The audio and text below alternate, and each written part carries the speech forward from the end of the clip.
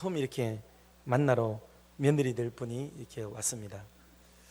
처음에 오면 막 시어머니 시아버지가 하늘처럼 보이고 두렵고 막 경외스럽고 존경하고, 앞으로 시집만 오면은 제가 잘해드리고 나중에 벽에 똥칠을 하더라도 잘 섬기고 그렇게 하겠습니다, 막 이런 마음으로 결혼을 다 시작을 합니다.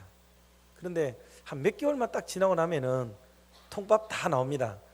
시아버지가 어느 정도 되고 시어머니 무게가 어느 정도 되는지 딱 알면 그때부터는 이제 우리의 행동들은 뭐 두려울 것도 없고 겁낼 것도 없죠.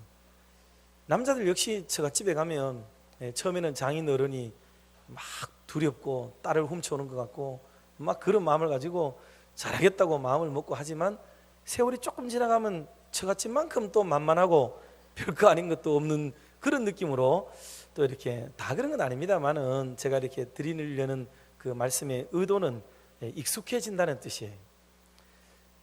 저희들도 해외를 이렇게 선교 가다가 보면 감사하게 참 그 나라로서는 제법 그래도 높은 분들을 만난 적도 있었습니다.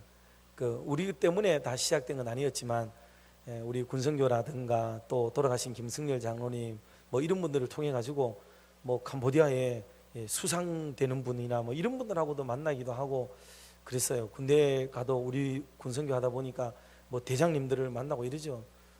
사실 뭐 저희들 다 군대 이래 갔다 온 분들 여기 있어가지고 우리끼리 모이면은 뭐 방위 받았냐, 현역이 있냐, 뭐 6개월이냐, 뭐 아니냐 이런 얘기 농담으로 했지만 대장 하나 딱 뜨면 그때 솔직히 다 깨갱하고 넘어지는 건 다 똑같았지 않습니까? 그런데 언제부턴가 목에 힘을 주고 이렇게 좀 괜찮은 듯이 이렇게 드러내고 모든 면에서 익숙해지는 게 우리에게 찾아옵니다. 그게 좋은 면에서는 성장이기도 하지만 조금 다른 면에서는 그게 이제 익숙해지는 거예요. 익숙해지는 거죠. 그리고 어떤 자리는 무게가 있어서 감히 우리 같은 사람은 사실 이렇게 말을 할 수 있는 그런 입장도 아니고 소위 말하는 그런 군번도 아니지만 애써서 우리 존재를 드러내기 위해서 한마디씩 불쑥불쑥 이렇게 하기도 하는 경우도 있습니다. 격에도 안 맞고 예의도 안 맞고 그렇지만 그렇게 담담하게 이겨내려고 하는 그런 부분들도 사람에게는 다 있습니다. 그래서 우리가 익숙해지기 시작하고 그 모든 게 만만해지기 시작하면 두려울 게 없어지게 되는 거예요. 두려움이 없어집니다. 그렇게 되면 사실은 그 생활에서의 초심 돌아가기는 거의 불가능하고, 모든 것이 존경과 두려운 마음이 잃어버리게 되면 그 어떤 자리에서도 초심을 유지하기가 좀 힘들어지는 문제가 거기에 있다, 이렇게 볼 수가 있습니다. 왜 이런 말씀을 먼저 서론에서 드리느냐 하면, 여러분 실제로 예배가 뭐냐에 대한 정의를 우리가 잊어버리고 있는 것 같아요. 예배가 뭐냐 하는 예배. 당연히 예배는 하나님께 영광을 돌리고 섬기는 행위지요. 그런데 그 과정과 태동이 어떻게 되는가에 대한 생각이 없이 예배를 먼저 임하게 되면 그 예배에 대한 경외감이 사라지게 됩니다. 생각해 보세요. 예배는 원래 하나님과 인간과의 만남을 이제 얘기를 하고 있는 거거든요. 하나님과 사람과의 만남. 근데 원칙적으로 사람이 하나님을 만날 수 있나요? 우리가 하나님을 배울 수 있거나 하나님을 만나거나 그 앞에서 이렇게 많은 말을 하고 우리가 뭐 얼마나 노래를 천사처럼 잘하는지는 모르지만 우리가 찬양을 드리고, 여러분 이렇게 할 수 있는 입장이나 형편이 되는 존재인가요, 인간이? 불가능하죠. 현실적으로 하나님을 배울 수가 없는 게 우리 사람이에요. 그 예배라고 하는 것은 하나님이 사람을 만나주는 방편으로서 하나님이 제시하신 하나의 수단인데, 이것은 사람으로부터 존경을 받아내기나 굴복을 시키기 위한 조건으로서 예배를 가져오는 게 아니고, 예배는 하나님의 사랑으로 인간들이 하나님을 접촉하고 만날 수 있는 최소한의 기회를 하나님이 부여해 주기 위해서 하나님이 인간을 위해서 배려하신 사건이 예배 사건이거든요. 예배. 이거를 통하여 인간이 하나님 앞에 엎드리게 되는데, 이걸 가지고 사람이 한 번, 두 번은 고마우신 하나님, 또 크신 하나님, 영광의 하나님, 막 은혜 중에 배웠고 감격스러워하고 그렇게 하나님을 만나기도 하지만 좀 지나고 나면 예배만큼 시답잖은 게 없는 거예요. 예배만큼 따분한 게 없고 예배만큼 함부로 여길 게 없고 교회에서 가장 천덕꾸러기가 된 게 뭐냐면 사실 예배예요. 예배만큼 천덕꾸러기가 된 게 없어요. 예배는 함부로 해도 되는 것이고 우리가 아무렇게나 여겨도 될 수 있는 것으로 여기는 마냥 오늘 우리가 홀대를 가장 많이 하고 있는 영역이 실제로는 예배의 영역입니다. 신앙생활에서 가장 많은 말이 나오는 것도 예배의 영역이에요. 뭔가 우리 신앙이 근본적인 부분들에 대한 인식이 가장 최초의 예배의 초기에 대한 인식이 우리 속에 전수되지 않은 까닭인 것 같아요. 그저 예배를 드리면 오는 기쁨, 내게 누리는 어떤 즐거움 막 이런 것만 계속 얘기하니까 나 그런 즐거움 좀 없어도 괜찮아. 그러니 뭐 예배가 뭐 그렇게 대단하고 나 그거 포기하면 되고 나 그거 안 누리면 되고 나 그거 안 받아도 아무 문제 없는데 그거 뭐 예배를 자꾸 이렇게 강조를 하고 그러느냐고 생각을 할 수가 있는 거죠. 하나님 없는 백성들과 솔직히 큰 진배 없는 예배에 대한 인식을 가지고 있는 거죠. 사실은 교회를 제대로 안 다니는 분들이 교회 처음 오면요 예배가 굉장히 정갈하고 정성을 다하고 두려워하고 그리고 자기를 굴복시키고 예를 갖춥니다. 그런데 굉장히 익숙해져 있는 우리들, 사실은 예배의 전문가가 되어야 하고 누구보다도 예배의 은혜를 경험해야 되고 누구보다도 예배의 가치를 알아야 되는 우리들은 정작 이 예배를 굉장히 소홀히 여기고 있다는 사실이에요. 그리고 우리는 예배에 대해서 말이 너무 많아요. 예배에 대해서 가장 함부로 하는 얘기 중에 예배에 대한 말이 많습니다. 뭐 굉장히 많은 말이 나오죠. 예배에 대해서. 그런 말을 여기서 하면 저거 내가 있는 말인데 싶어가지고 또 저하고 관계가 안 좋아질까 봐서 실례를 들어서 말씀을 드릴 수는 없어요. 그런데 여러분 우리가 예배를 너무 경홀히 여기고 있다 하는 것을 기억해야 됩니다. 하나님과 인간과의 관계 한마디로 예배뿐인데 예배로서만 하나님이 우리를 만나주시고 예배를 통해서 하나님의 존재를 우리에게 드러내시고 그래서 예배는 우리와 하나님과의 소통의 장으로서 정말 중요하고 유일한 통로로서 존재하는 것이 사실은 예배입니다. 감히 어떻게 우리가 천지를 지으신 하나님을 쳐다보기나 할 수 있으며 그 하나님 앞에 어떻게 설 수 있단 말입니까? 그런데 하나님이 이 예배를 통하여서 우리를 만나주시고 들어주시고 받아주시고 그래서 하나님의 사랑도 내려오고 축복도 내려오고 우리가 하나님의 은혜를 받을 수 있는 길이 되고 또 우리 또한 하나님께 정성을 드리고 기도를 올리고 예물을 드리고 온 사랑을 하나님 앞에 표현할 수 있는 가장 중요한 하나의 방편으로서 이 예배가 기독교의 가장 중요한 골격을 이루고 있는 예배임에도 불구하고 이 예배야말로 오늘 시대에 어쩌면 천덕꾸러기로 전락되어 버린 것은 아닌가 하는 생각을 갖습니다. 예배는 그렇기 때문에 사람을 불편하기 위해서 하도록 하기 위해서 사람을 막 부담 주기 위해서 사람에게 힘겨움을 주기 위해서 예배가 존재하는 게 아니에요. 예배는 하나님으로서는 최선의 방법으로 그 존귀하고 거룩하신 하나님을 드러낼 수 있는 유일한 방편으로서 사람을 생각해서 우리에게 배려하신 것이 예배로서 만나주시겠다는 거예요.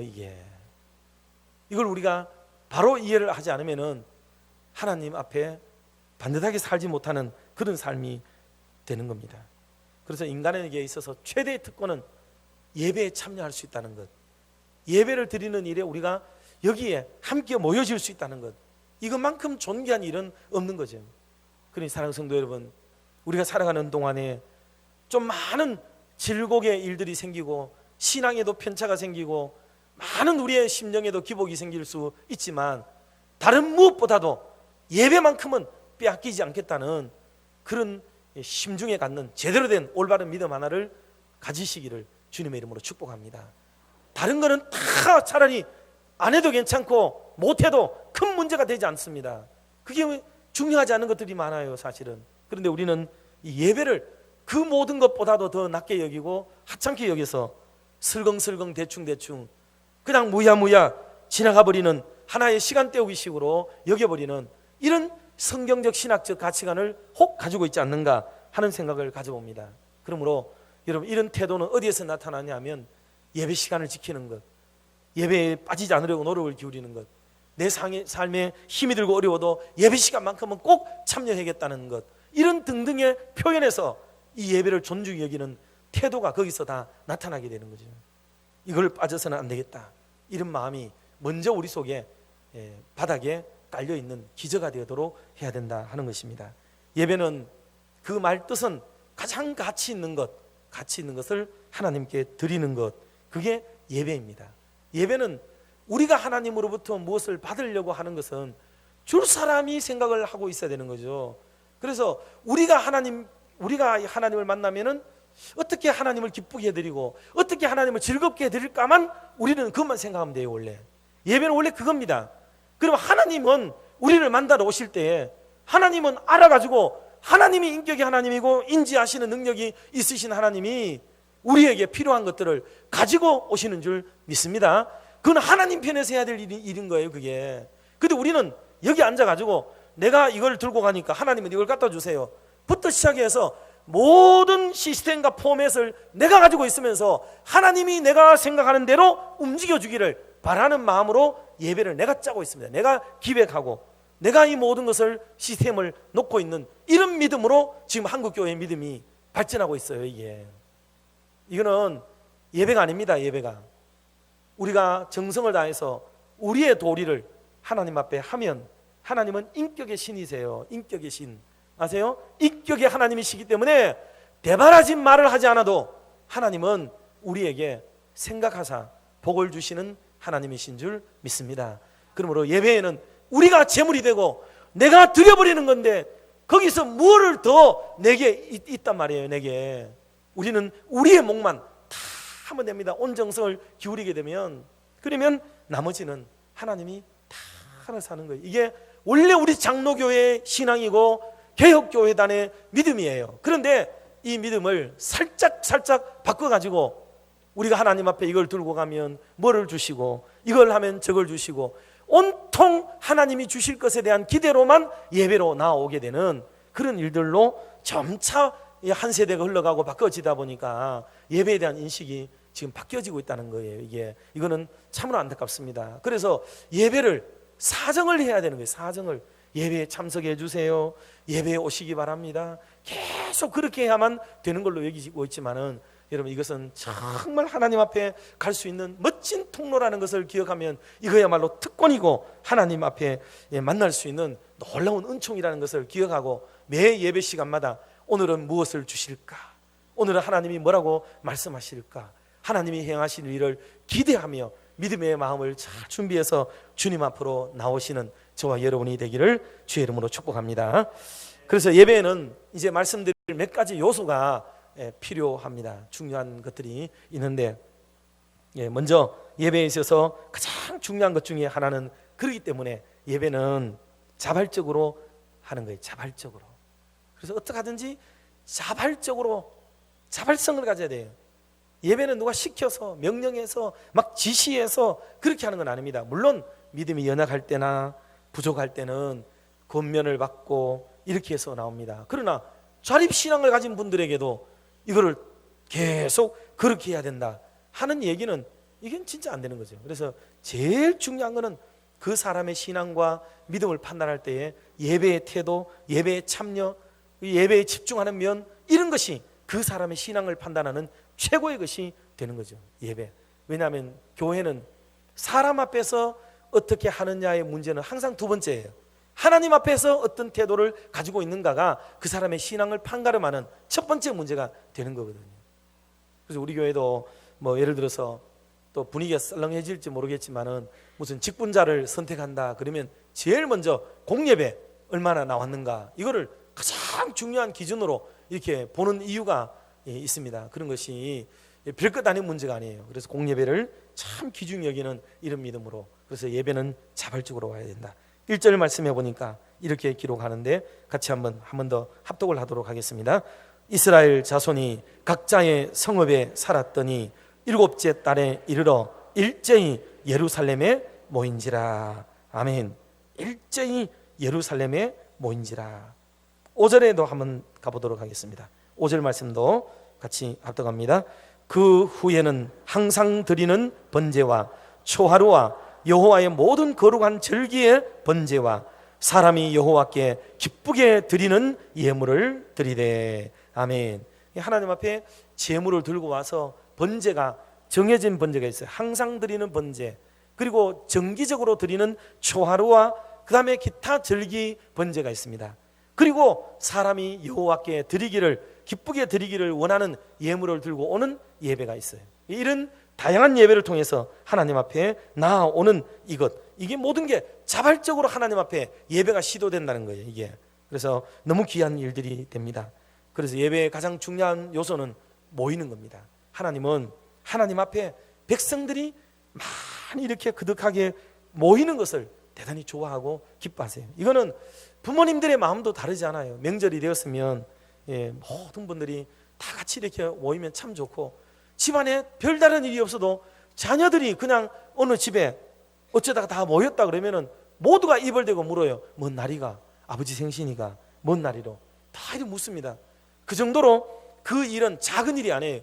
자식이 부모 집을 가는 게 당연한 일이고, 자식이 부모님 집을 갈 때에 여럿이 같이 형제들이 모아서 가면 될 일이지만, 지금 시대는 명절이거나 특별한 날이 아니면은 안 가거든요. 그래서 뭔 날인가라고 물어야 되는 거예요. 이게 당연히 부모님께 문안하고 자주 찾아뵙고 그렇게 하는데, 형님 요번에는 같이 갑시다 맞춰가지고 가면 그게 명절이 아니더라도, 아무 특별한 날이 아니더라도 세상에 그것만큼 아름답고 귀한 일은 없는 거죠. 자발적으로 하는 일은 가장 귀한 일입니다. 가장 귀한 일이죠. 그래서 하나님의 교회에 예배에 올라오실 때 여러분들께서 좀 불편하고 힘이 들고 또 부닥기고 피곤하고 그러실 수 있지만, 항상 자원하는 마음으로 하나님 앞에 예물을 준비해서 드리면서 주님 앞에 올라오는 우리 신실한 믿음의 성도님들, 그래서 바른 예배자들이 되시기를 주의 이름으로 축복합니다. 두 번째는 올바른 장소에서. 우리가 헷갈리는 부분들이 이런 부분들이에요. 착각을 하는 것인데, 예배를 집에서 드리면 안 됩니까? 되죠. 집에서 드리면 되죠. 누가 뭐라 그럽니까? 산에서 드리면 안 됩니까? 됩니다. 바다에서 되고, 물속에 들어가서 예배도 됩니다. 화장실에서도 예배가 가능하고, 예배를 드릴 수 없는 장소는 없어요. 어디든지 가서 예배를 다 드릴 수 있어요. 근데 그거는 개인적인 예배를 말하는 거예요. 개인적인 예배. 그 공적인 신앙과 개인적인 신앙을 착각을 해가지고 공적인 예배의 시간과 공적인 것들을 나는 집에서 하겠다, 개인적으로 하겠다. 여러분, 이렇게 해서 공교회성을 파괴하는 행위는 바람직한 일이 아니에요. 개인의 신앙을 내세워서 공교회의 예배에 참여하지 않음을 합당화시키고 합리화시키려는 태도도 바람직한 태도가 아니에요. 그건 철저히 개인적인 거예요. 개인적으로는 밤 12시 해도 되고 새벽 1시에도 해도 되고요. 여러분이 원하는데 아무 데서나 아무 때나 어떤 방식으로든지 예배가 가능합니다. 훌륭합니다. 그렇게 하시면 돼요. 그러나 공교회성을 파괴하면 안 돼요. 공교회성을. 공동체 예배가 그렇기 때문에 중요한 거예요. 질서를 잡아놓은 거예요. 기준을 세워놓고. 그래서 이 예배가 멸시를 받거나 홀대함을 받지 않도록 정해진 그 예배를 귀히 여기고, 모든 사람이 목사라도 장로라도 어느 누구라도 정해놓은 이 예배를 귀히 여기며 그 예배에 다만 우리가 할 일은 수종둘 것밖에는 아무것도 없는 거예요. 그런 마음으로 예배를 귀히 여기는 그런 마음으로 예배에 참여해야 됩니다. 그러기 위해서 예배는 이 장소가 대단히 중요해요. 이 장소는 특별히 우리는 로컬 처치란 말이에요. 로컬 처치, 지역교회입니다. 그래서 지역교회는 그 예배당을 처소를 정해요. 처소를 임대를 하든지 새방을 하든지 말이죠. 또 자기가 지어서 하든지 좋은 빌딩을 짓든지 그냥 비가 줄줄 새는 초막에 가서 짓고 거기서 정하고 예배를 드리든지 어느 한 장소를 지정하면 거기가 예배 처소가 되는 거예요. 예배 처소. 그거는 대단히 중요합니다. 그래서 예배 처소를 옮길 수도 있지만은 그게 개인적으로 옮기는 게 아니고 공교회가 의논을 해서 또 의사 결정을 할 수 있는 분들이 모여서 결정을 하게 되는 거예요. 그러나 예배를 처소를 여기서 드리기로 딱 정하면 거기서 예배를 계속 드려야 돼요. 지금도 교회가, 우리 교회가 막 이사하고 싶다고 함부로 막 이사할 수 있는 줄 알죠.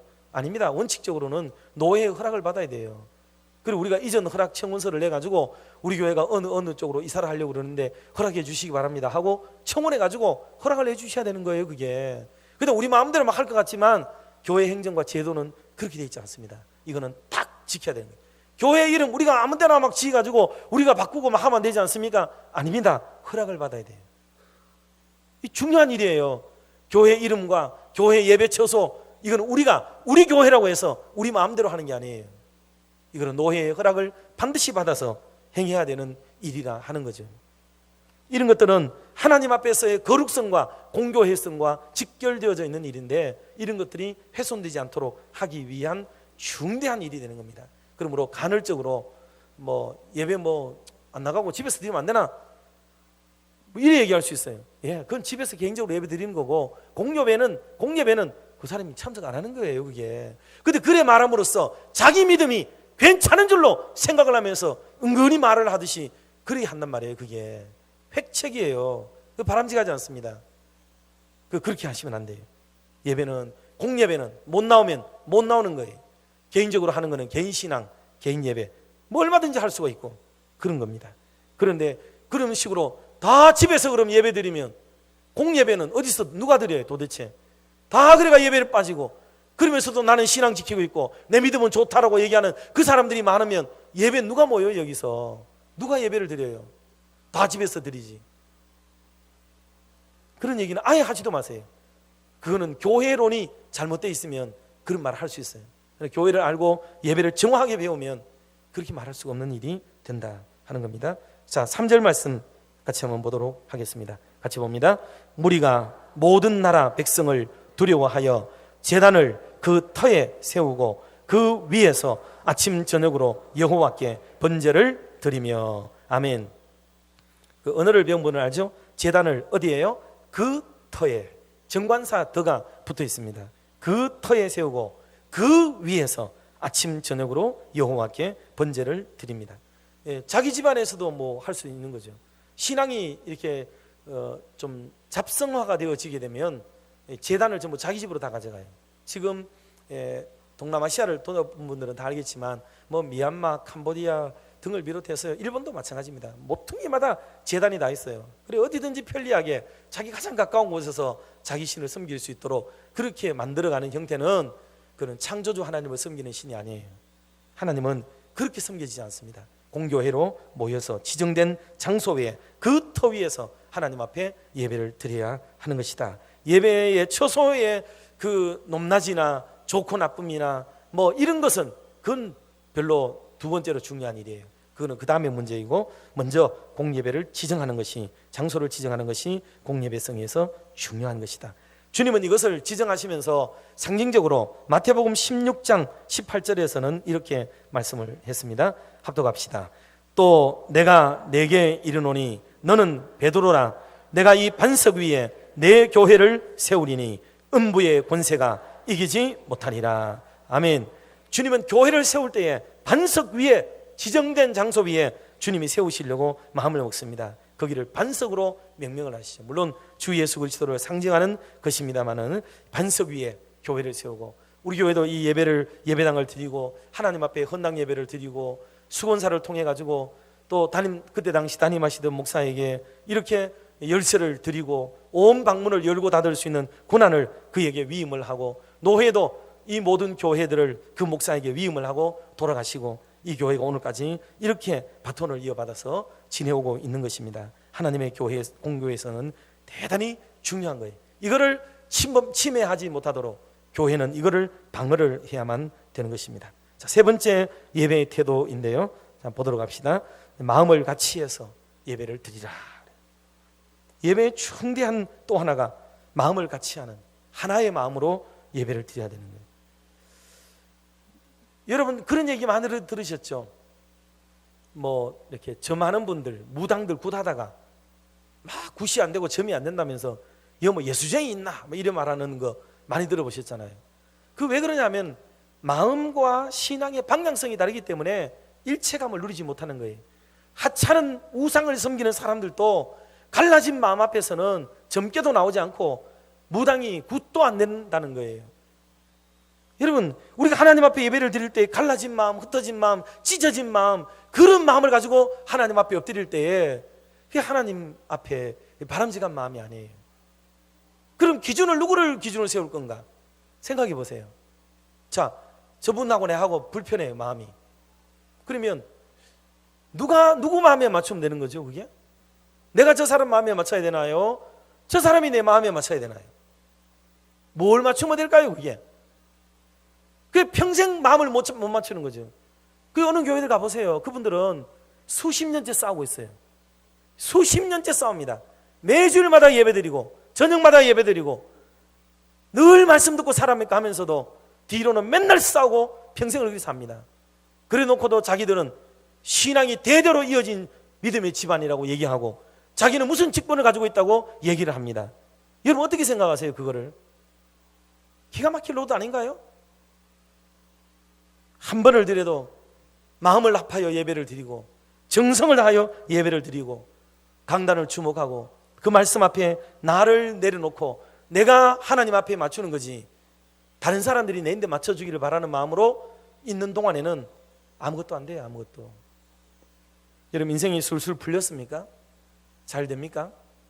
내가 막 고집을 피고 화가 났는데도 뭔가 모르게 잘 되는 것 같죠? 그거는 여러분들의 말이 위력이 있어서가 아니에요. 누군가가 여러분에게 맞춰준 겁니다. 참아주고 인내해주고 문제를 삼지 않고 대충 넘어가고 그래 주기 때문에 오늘까지 그냥 살아가시는 거예요. 우리가 뭐 위대하고 대단하고 잘나고 그러기 때문에 모든 문제가 없어서 나 때문에 다 되는 것처럼 여겨지는 생각을 혹 가질지 모르지만 그렇지 않습니다. 다 맞춰주는 거예요. 성도들이 목사에 대해서는 안 그럴 줄 압니까? 여러분 한 분 한 분이 다 불편하고 마음이 불쾌하고 목사하고도 마음이 안 맞고 그럴 수 있잖아요. 왜 이렇게 오늘까지 지나오게 됩니까?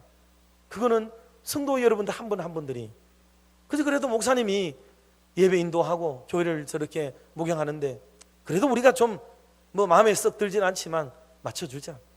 그러니까 된 거 아닙니까? 그게 봐주니까 되는 거잖아요. 봐주니까. 여러분 우리가 다 그런 마음을 가져야 돼요. 여러분의 인생도 누군가가 다 봐주는 거예요. 다 그거를 문제 삼지 않고 그냥 그렇게 이해하고 덮어주고 서로 용납하고 그렇게 사니까 오늘 우리가 버젓이 살아가고 있는 거지. 우리가 뭐 흠결 없이 완벽하게 아주 뭐 멋지게 틀림없이 다른 사람이 나에게 반격도 못할 정도로 그래 살았기 때문에 여러분들의 인생을 누가 못 건드리고 있는 줄 아십니까? 아닙니다. 말이라는 거는요, 뭐를 두고도 말을 다 할 수 있어요. 뭐를 두고라도. 그렇지만 맞추는 거예요. 맞추는 거. 그러면 마음의 일치성은 어디에 맞추느냐? 하나님 말씀 앞에 맞추고 공예배성에 맞추는 거예요. 공예배성에 자기를 다 부서뜨리는 거예요. 마치 구약제단에 예물을 드리게 되면 곡식 알을 가져와서 소제를 드리거나 또 진설병을 만들거나 하게 되면 어때요? 그 곡식 나달들이 다 있지만은 전부 부서뜨려 가지고 가루를 다 만들잖아요. 그래서 개체는 없어지고 전체만 있기 마련이죠. 그래서 그걸로 떡을 만들어서 그렇게 드리는데 그 떡에서 콩 한 개가 아직도 그대로 있고 팥 한 개가 그대로 있고 여러분 그렇게 있다고 생각해 보세요. 그 말도 안 되는 얘기죠. 나는 살아남았어. 나는 자존감이 대단해. 나는 자부심이 있어. 여러분 그게 떡입니까? 떡? 아무도 못 먹어요. 그거는요. 그 말이 되지 않는 거예요. 그래서 우리 개체는 다 녹이고 죽이고 엎드리게 되고 겸손하게 낮추고 그래서 일체를 가져오게 되는 거지 나에게 맞추는 게 아니에요. 나에게 내가 바른 말을 했더니 목사가 내 따라 오더라고. 제가요 말씀드렸잖아요. 개척교회 할 때 얼마나 야무락딱 쪘는지 압니까? 청년 시절에 그 담임하는 전도사님에게 찾아가기를 참 많이 찾아갔습니다. 신앙 토론도 하고 목회에 대한 얘기도 나누고 그때 다른 청년들도 막 갔어요. 같이 따로따로 각자가 이렇게 가는데 갔다 오면 청년들이 그럽니다. 목사님 이제 전사님 이제 내 말 듣기로 했다고 내가 하라는 대로 하더라 하면서 막 이게 막 자랑이에요. 자랑. 나중에 깊이 알아보니까 그냥 전도사님이 참아준 거예요. 그래 알았다. 이래 하자 저래 하자 저래 하자 그래 알았다 맞춰주는 거지. 굳이 그래 안 해도 되고 이래도 되고 저래도 되는 그런 문제 아니겠습니까? 그게 뭐 중요한 문제겠어요? 그 본인들은 우리는 다 몰랐어요. 교회 일체성을 몰랐어요. 교회 일체성은 다 그렇게 강단을 중심으로, 교회를 중심으로, 예배의 준비를 책임지고 있는 목사를 중심으로 이 일을 해야 되는데, 이것이 교인 중심으로, 개체 중심으로 넘어가게 될 때에 그건 자랑이 아니고 그건 참 부끄러운 일이 된다는 것을 우리가 알아야 하는 겁니다. 이스라엘 민족이 오늘 일제히 예루살렘에 모였다 그랬습니다. 일제히 예루살렘에 모였다. 이 말을 직역하면, 원문을 직역하면 이런 말이 돼요. 이스라엘 사람이 한 사람같이 예루살렘에 모였다, 그런 뜻이에요. 많은 사람들이 막 모여들었지만은 마치 한 사람이 모인 것처럼 같은 행동과 같은 말과 같은 시선을 가지고 한 마음이 되어서 예배를 드리는 그 광경을 설명을 할 때 이렇게 얘기했어요. 한 사람이 모인 것처럼. 교회는 정말 다양한 분들이 모이시기 때문에 일체성을 잃어버리게 되면 교회야말로 가장 극도의 혼란이 올 수 있는 부서가 교회예요. 교회는 다 달라요. 생각이 달라요. 참 힘듭니다. 그래서 맞춰야 돼요. 나를 포기하고 나를 내려놓고 전체에 맞추려는 생각을 해야 됩니다. 하나님이 예배를 누구에게 위임을 하셨느냐? 여러분이 예배를 인도하도록 위임받지 않습니다.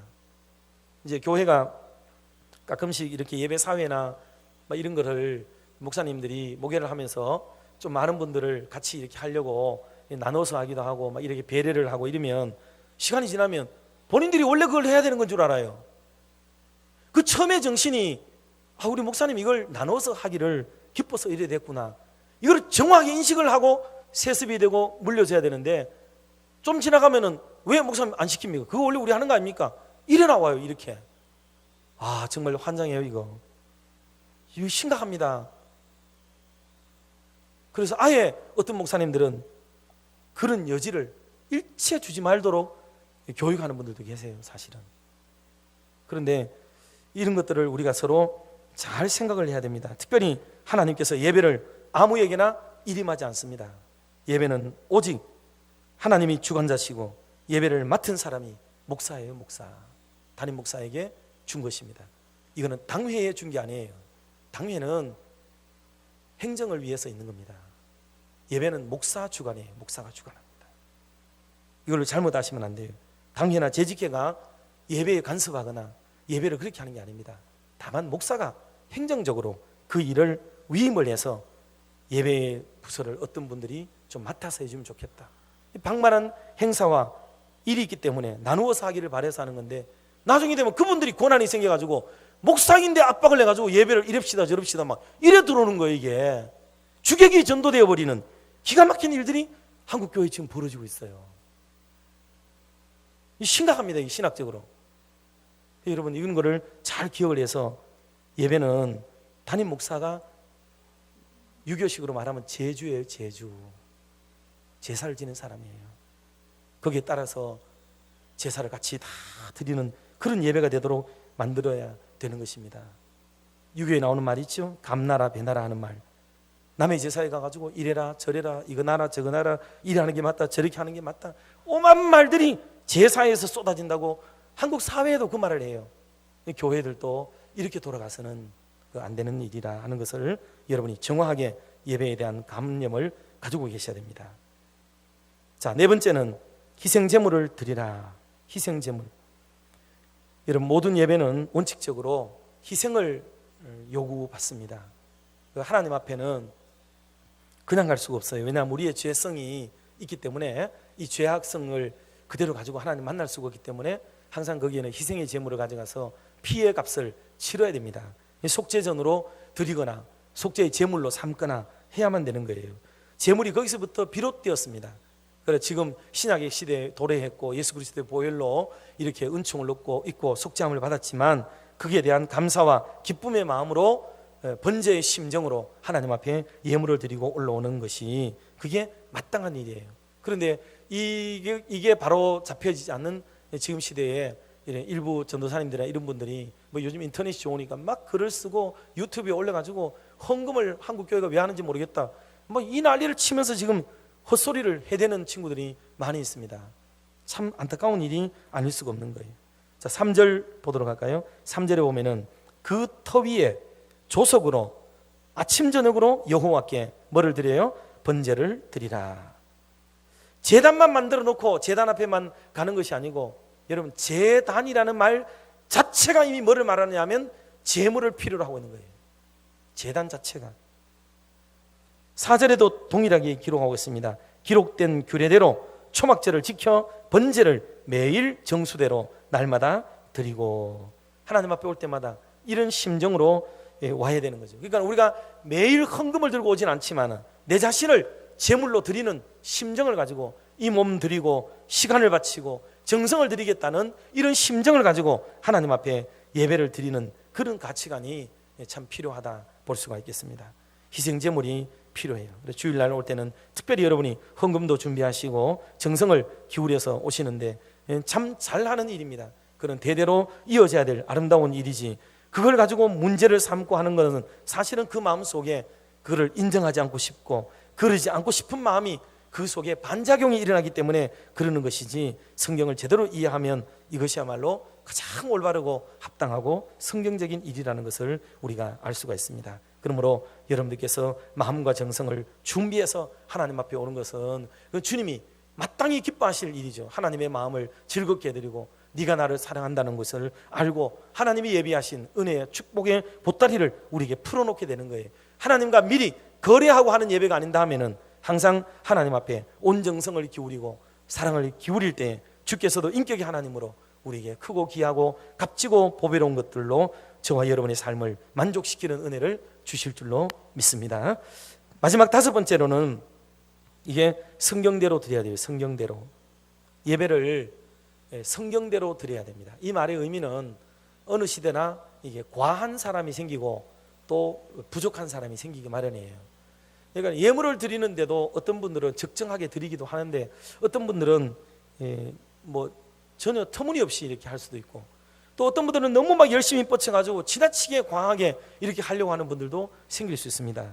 그런데 그런 부분들도 우리가 자제를 하고 억제를 좀 하고 하는 그런 것도 좀 필요합니다. 왜냐하면 그렇게 할 경우에는 정말 그 기쁨과 즐거움을 이기지 못하여 할 경우에 어떤 경우에는 덕이 되어서 그 이름을 드러내는 것이 좋을 때도 있지만 어떨 때는 다른 분들에게 상대적으로 위화감을 주거나 불편함을 주게 되는 경우도 있어요. 이런 것들은 어떤 원칙보다는 그 목회자가 그를 잘 판단해서 교회 전체 정서와 내용들을 따라서 그렇게 지도를 바르게 하는 게 좋습니다. 돈을 예컨대 헌금을 많이 하는 분이 과도히 많이 하려는 분이 그 목사의 지도를 따르지 않겠어요? 얼마나 그 일을 귀히 여기고 감사하고 은혜에 사무쳐서 드리는 것일 수도 있잖아요. 그런 어떤 경우에는 그런 금액이나 돈들이 다른 사람의 신앙을 자극시키고 도전이 되게 만들고 나도 이렇게 할 수 있다, 나도 이렇게 하고 싶다는 그런 영적인 이 욕심과 선한 마음을 유발시키는 데 사용되는 거라면 그런 것을 또 표방하고 드러내서 성도들의 신앙을 끌어올리는데 활용할 수 있는 그 판단을 목회자가 할 수 있다는 거죠. 이런 것들을 통해서 그 성도들의 신앙을 끌어내는 일을 해야 되고, 또 어떤 경우에는 뭐 찬양을 하는데 이럴 수 있잖아요. 막 은혜가 돼가지고 어떤 분들이 찬양을 하는데 목사님 한 곡 더 합시다, 막 한 곡 더 합시다 이래가지고 막 한 4-5곡을 막 내리불러 간다고 생각해 보세요. 그러면 많은 분들이 오늘 예배 은혜롭다 좋다 이렇게만 되면 좋아요. 그런데 어떤 분들은 그게 막 불편하고 불쾌하고 쥐가 좋으면 나가서 좀 더 부르도 하지, 아니면 남아서 좀 더 하지, 왜 지금 예배 시간을 좀 적당하게 드려야 되는데 지금 과하게 하는가, 이렇게 여길 수도 있는 거예요. 그래서 공예배 때는 정해진 대로 그렇게 하는 것이 가장 좋고, 혹 예배 인도자가 그 상황과 형편과 감동을 따라서 예배를, 비록 순서지는 나가 있지만은 이런 계획서이잖아요. 순서지가 있지만 하나님 앞에서 오늘 이렇게 하는 게 더 큰 은혜가 있겠고 또 어떻게 하겠다라는 영적 판단이 서게 되면 또 다르게 조금의 변형을 가져올지는 몰라도, 그렇다 하더라도 과도하게 뭐를 이렇게 해서 하는 일은 바람직한 일이 아니에요. 그게 성경적이지 않습니다. 그러므로 이런 모든 일들을 균형 잡히게 이렇게 해서 해야 됩니다. 너무 좋아서 넘치지 않도록, 모자라서 이렇게 또 기분이 나쁘고 이렇다고 해서 모자라지 않도록 그렇게 적정선을 유지해가는 일치성을 갖고, 또 정성을 기울이고, 또 방편도 하나님이 기뻐하는 이런 원만한 방편을 취해서 예배를 드리는 이런 예배가 아름답고 좋은 예배가 될 수가 있는 것입니다.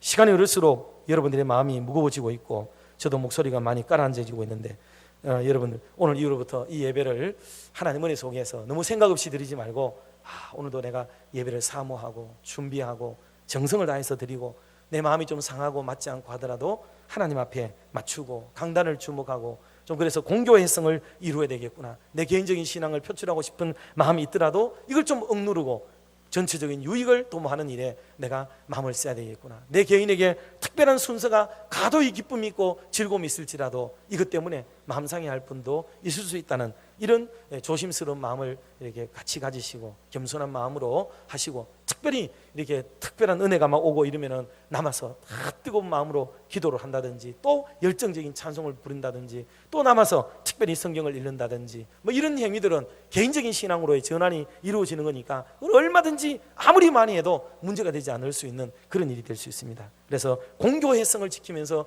예배를 드리는 것, 그래서 이거를 우리는 공예배라 이렇게 합니다. 아름다운 예배를 공적으로 드리는 예배에 가급적 여러분의 마음을 기울이시고 참여해서 큰 은혜를 경험하는 매 순간 매 예배가 되기를 주의 이름으로 축복합니다. 기도하겠습니다.